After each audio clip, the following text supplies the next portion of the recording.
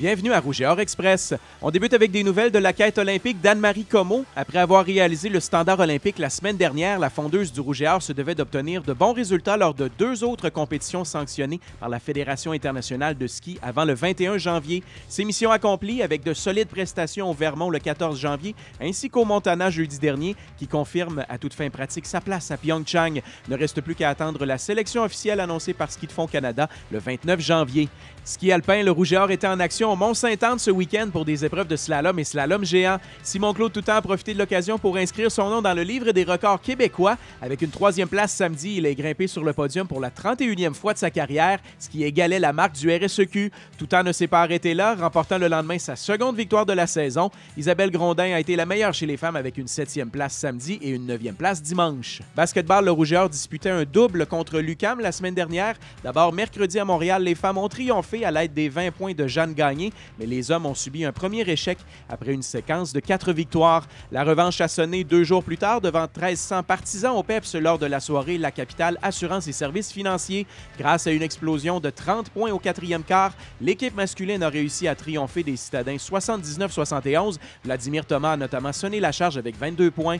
Les femmes ne sont pas en reste. Elles ont signé un 2e gain en 48 heures face à l'UQAM à égalité 56-56 au milieu du dernier engagement. Ce sont 3 lancers de derrière l'arc qui ont permis aux Lavalloises de s'échapper et ainsi remporter une première partie à domicile cette saison. Raphaël Côté a mené le Rouge et Or avec un double-double, 19 points et 10 rebonds. Volleyball, la rivalité Rouge et Or-Carabin reprenait samedi soir au PEPS. Les hommes de Pascal Clément, affligés par les blessures, ont puisé dans leurs ressources pour venir à bout de Montréal en 5-7.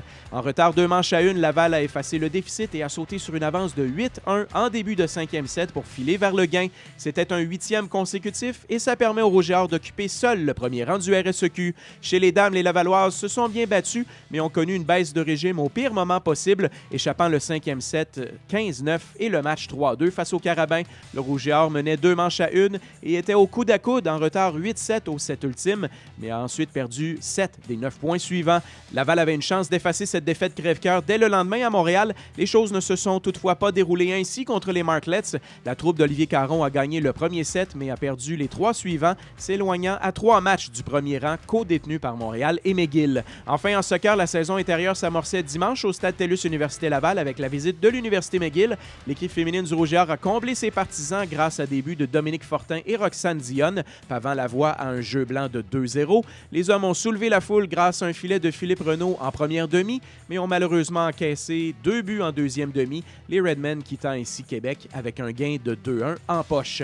La basketteuse Jeanne Gagné et le skieur Simon-Claude Toutant sont nos étudiants athlètes Rouge et Or, le groupe Sport Interplus de la semaine. Gagné a marqué 37 points lors des 2 gains contre l'UQAM, alors que Toutant a récolté ses 31e et 32e podiums en carrière, un record du RSEQ. C'est tout pour cette semaine. On se donne rendez-vous lundi prochain pour une autre édition du Rouge et Or Express.